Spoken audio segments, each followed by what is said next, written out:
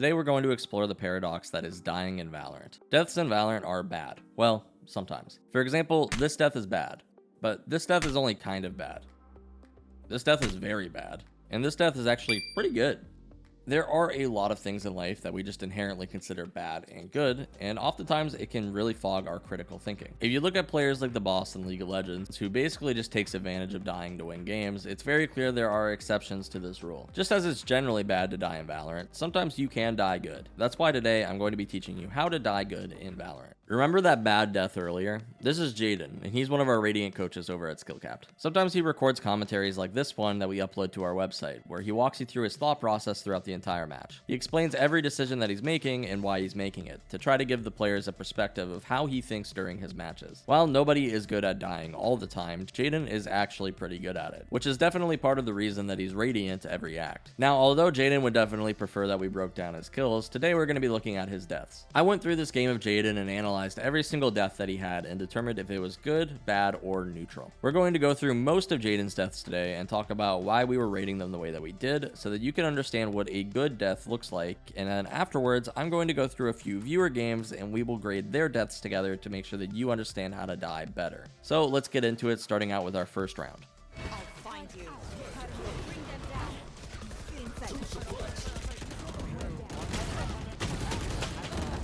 Jaden's team is on an eco and they are pushing A site. Jaden swings out of a smoke, looks around for a bit, and then dies to an enemy in tree who has a rifle. Soon after Jaden dies, his teammates end up in a 2v2 and lose the round. Jaden's team lost the round, so it was clearly a bad death. It's probably what you're saying right now. Actually, Jaden's death wasn't all that bad at all. His team didn't really lock any smokes, and he died to a Reyna that was full blind when he had a deagle. Had the target been anyone other than Reyna, they would have gotten traded immediately, so it's really hard to fault him. His team ended up in a 2v2 on an eco round where they both were able to pick up rifles, so although they didn't win it, there's nothing really horrible about this death. At the worst, it's neutral. Let's take a look at Jaden's second death.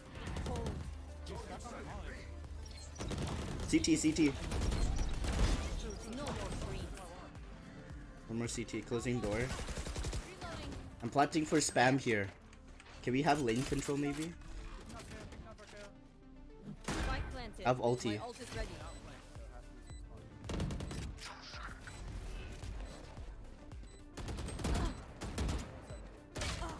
Jaden's team is in a 4v1, and like the duelist main that she is, Jet is going to try to pad her stats so that she can flame her teammates later. Unfortunately, Omen has watched SkillCapped videos before, and he knows that Jet mains are prone to make mistakes every 5 seconds, so he swiftly deletes her from the game. From this point, Jaden tries to swing to trade his Jet and ends up getting killed as well. Overall, this is probably a bad death. The premise of trading his teammate is there, which is good, but in this situation, Omen just isolated his gunfights really well, and Jaden probably should have hid after he realized he wasn't getting the trade. I always say numbers are really easy. If you have 3 more people than the enemy team, you're allowed to throw. Otherwise, you should play safe. In this case, the Jet was allowed to throw, but after she died, Jaden needs to play it safe. I'm mostly joking, to be honest. You should always play to win the round, regardless of numbers, but a 3v1 is still easily winnable. The problem is that a 2v1 is very losable, so you just need to be mindful of the situation. Same thing with a 3v2 and a 4v3. You always want to have at least 2 number advantage before you decide to throw the round. You may be wondering, but King, Jaden's team won the round. How could this be a bad death? But if you look at the round, after he dies, you'll notice that the Killjoy in his team hates winning and is baiting the ever-living heck out of the KO. So really, Jaden was just 2 good shots away from ending up on TikTok. It's probably still unclear what makes a good death and a bad death though, so let's take a look at another round and break it down just a little bit more.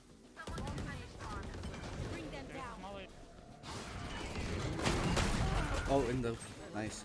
One's on site. I think it's just one. It's just one.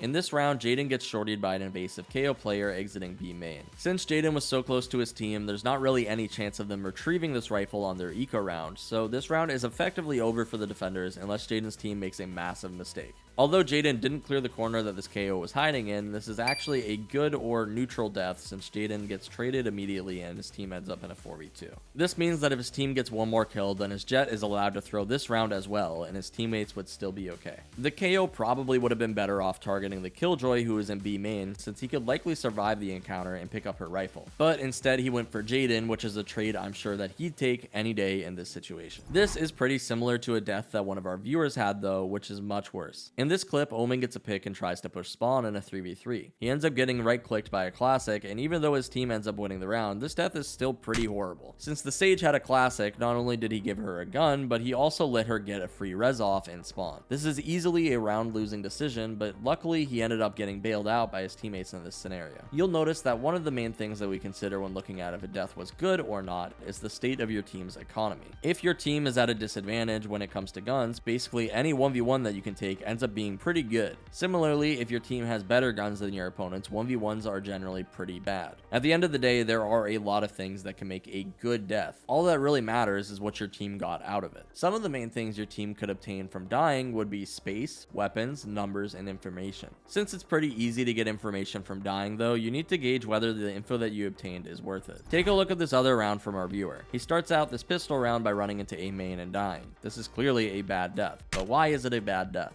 It's bad because none of his teammates were there to trade him. Right when Phoenix dies, his team loses all of that map control and now they're down a player. Sure, he got the info that Jet was A, but since his team isn't in a position to really do much with that info, he kind of just dies for nothing. Now, take a look at this death from Jaden. Jaden swings B main with his team and dies, but immediately gets traded. His team takes space off of this kill and is able to clutch out the round. Actually, this is one of the key points and number one tips that I'm going to provide you if you want to have less bad deaths. If you want your deaths to be less bad, play with your teammates more. I remember watching a chess guide about a year ago that talked about how playing towards the center of the board is a great way to ensure that you lose less pieces because they are more likely to be defended when all of your pieces are in one area. It's kind of the same way in Valorant. You can definitely bring your team value while not being with them, but it's just going to be much more difficult and you're going to have a lot more success generally if you just buddy up with somebody and go with them. Jaden died in 12 rounds and I'd say that 6 of his deaths were actually pretty good and helped his team win the round. This means that one half of the time when Jaden died, it was something that would help his teammates win the round. Out of the other 6 rounds, my verdict was that 2 of them were pretty neutral deaths and 4 of them were considered bad deaths. I did the same exercise with our Omen viewer that we looked at a minute ago, and out of 17 of his deaths, the results were quite different. I'd say from his rounds, 1 of his deaths were probably good, 9 of them were pretty neutral, and the other 7 were bad. Again though, all of these gradings are pretty arbitrary alone, so let's continue exploring our paradox and talk a little bit about them so you can see why I graded each round this way. In this clip, originally I graded it as good, but I've changed it to neutral because our Omen player was pretty sloppy with his clear and mid. Because Omen only had a classic and they end up killing the Cypher with the info that he gathered, he could easily say that this is a good trade. However, since Omen died with full util, it's not as if he lost nothing, and his death could definitely have been avoided if the Omen peeked catwalk correctly, since it does look like he was caught off guard a bit by the Cypher. I might have been a bit more lenient had our Omen player even peeked tiles correctly to show that he at least was somewhat aware of the situation, but I don't think he deserves points for stumbling into an okay death, so we're going to leave it at a neutral. For this next round, something important to recognize is that I never really fault any of the players I coach for missing shots. At the end of the day, players whiff and there's not a lot that you can do about it. You'll notice in this clip, Omen is in a 1v2 and he's pretty low HP. This is a hard round to win and the events that led up to this round weren't really his fault, so overall it's a pretty neutral death. It's not like he did anything particularly wrong, he just ended up in a hard clutch and lost it. However, I noticed that Omen was trying to game the system a little bit, so I had to crack down on these rules. You'll notice in this round, Omen is also the last one alive, so you could easily use the same logic as last round, but in this case I'd argue that Omen should have died earlier. You'll notice he spends the whole retake and market shooting blind shots into a smoke while his whole team retakes together. So while his death itself is maybe during a difficult 1v2, he had plenty of opportunities to push out to help his team and he didn't take any of them. So we can't really let him pass on this one. This next death is really bad, but it's kind of funny, so I wanted to show it.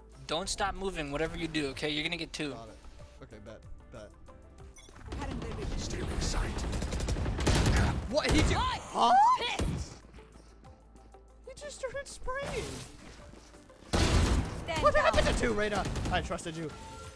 I personally think Reyna should take responsibility for this death because she's the one who encouraged him to do this, but I'm not sure if that argument would hold up in a court of law, so he's gonna have to take the L on this one. There are some pretty rough deaths like this next one that I consider neutral. I think by nature it's hard to have good deaths when you're the last one alive because there are normally some things that you could have done better in the round. During the 2v3 alone, he probably could have grouped up with his Jet to at least try and retake together, and then after he gets the 2 kills in the 1v3, he seems completely oblivious to the fact that the Cypher was near him even though he threw the cage that he was standing in initially. Again though, it's not like he griefed his team too hard in the earlier part of the round though, so I'm not really going to say that it's a bad death, but there's definitely improvements that could be made, so it's pretty neutral. This was actually his best death of the game, despite how it might look. Many players might be thinking, haha, that Omen whiffed, but in reality, the kill that he whiffed on got immediately traded, and sat his team up for a 3v1 after taking enough space on the site with his jet. Overall, this death helped his team gain more than they lost, which makes it actually pretty good at the end of the day. You'll notice when watching these rounds though, that it felt like Jaden had a lot more purpose every time that he risked his life. It felt like most of the time when Jaden died, it didn't really matter, or his team actually ended up coming out ahead. And with our Omen player, most of the time when he died, he either died so late in the round that he was actually no help to his team at all, or he was actively making a bad decision and got punished for it during the early or mid game. The important thing to remember here though is that I am by no means saying this Omen is a bad player. Deaths are the least flattering part of any player's gameplay, and for all we know, this Omen could have dropped 40 kills this game. The reason I wanted to bring this up though is because if you compare a Radiant player's gameplay to a Gold player, you'll notice, like we did today, that when a Radiant player dies, they die with purpose. They try to make sure that if they risk their life, their team is going to gain something out of it, and by sticking close with their teammates, they try to ensure that every time they die, it is at the very least getting traded. Because these players have found a way to even provide their team value when they die, it makes it so they are far more consistent when it comes to climbing, because some days you're just not going to be able to land shots. Some days, quite literally, all you're going to be able to do is die. So by learning to die with purpose, you're going to find it 10 times more easy to consistently win matches and climb the ranks in Valorant. If you enjoyed this video and would like to support the channel, feel free to check out SkillCapped.com, where you can improve as a player today by watching the commentaries that Jaden records or any of the coaching sessions that we post to the website. You can learn from all of the sessions of players that we've helped who are just like you, and you can start skyrocketing the ranks today.